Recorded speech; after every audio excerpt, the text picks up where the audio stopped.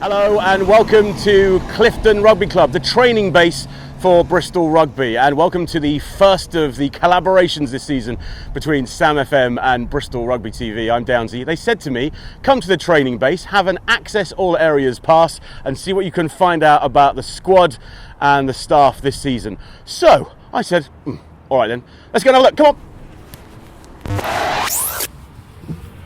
Look, it's Mr. Tainton. Mr. Tainton Senior again. How you doing? We're here again, sir. Are you well? You bring the good weather again, haven't you? Well, you know, I like to. Now, you've seen me kicking just not more than 2 or 3 months ago. Now, take me through the tips for a slight improvement in my abilities. Well, the margins for your improvements are very small because you're just a natural.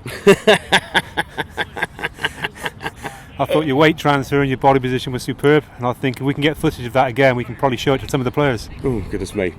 Now, in terms of like getting out there, because it's a very intimidating kind of environment, especially at the gate. We're kicking for points that may or may not win the match. What do you tell these guys when it's silence for the kicker, just that moment before they go out? Well, they just trust in their process, really. You know, they've been practicing, and it's a process where they needn't change anything during the game, and they just need to realise that every kick's their first kick. So it doesn't matter what happens before, as long as the process works, they can go back to it and rely on it. Is this where we do it? Are you going to? You can lie there. But Yeah. Nothing's going to on. happen. No. Come this way. Come this way.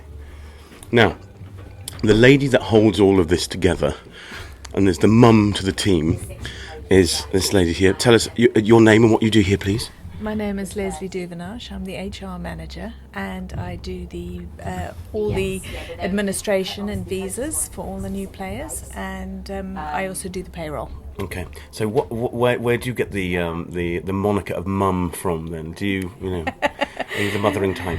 I am the mothering type, and most of the boys are of a similar age to my own children.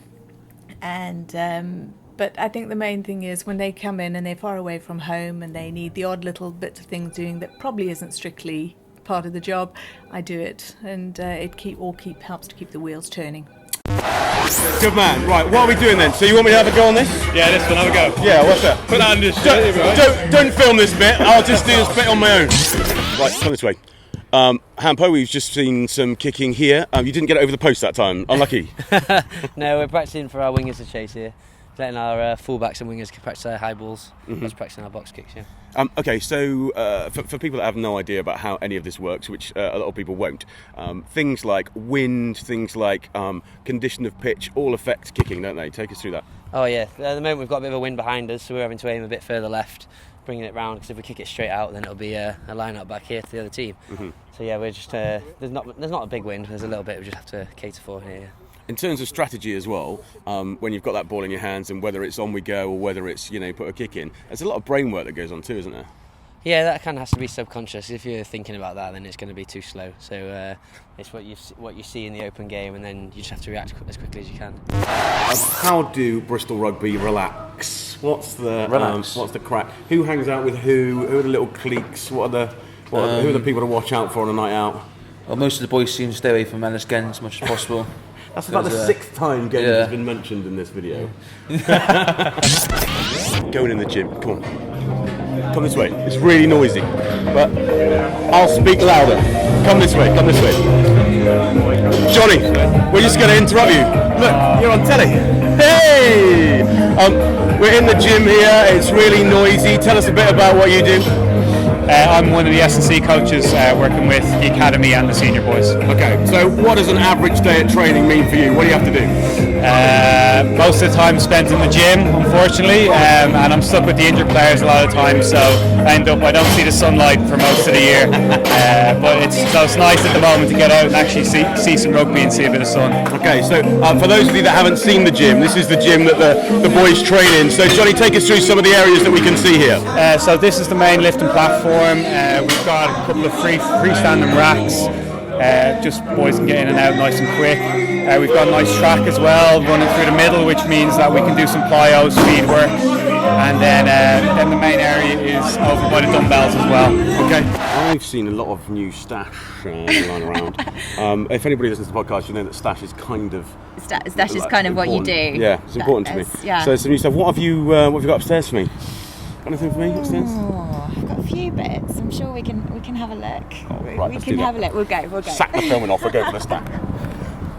One of my favourite places, the kitchen. Hi Sue! Hi. Now, you, Sue, are one of the most important people here at Bristol Rugby because you look after the boys in terms of feeding. I do. We've already spoken about nutrition and how important that is. So, is it like you get a list from someone as to what you need to include, or?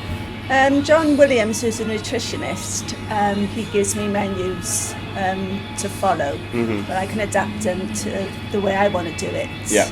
You put the Sue touch on it? I do. Ah, very good. You've obviously been in Bristol for a little while now. Any favourite radio stations that you've come across as Of yet? course, Sam FM is the one. I always listen to it. But it's saved in the car as well, so perfect. You join us here at the heart of the Clifton training base here as we go into the coach's office.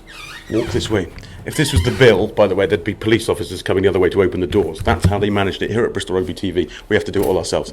So come in here to the inner sanctum and we'll see who we've got to talk to. Now, it looks like Sean is sort of listening to some music or a podcast. Maybe it was the breakdown he was listening to. Let's go and have a chat to the big man himself. Hello, sir, how are you? How's it going? Yeah, very good.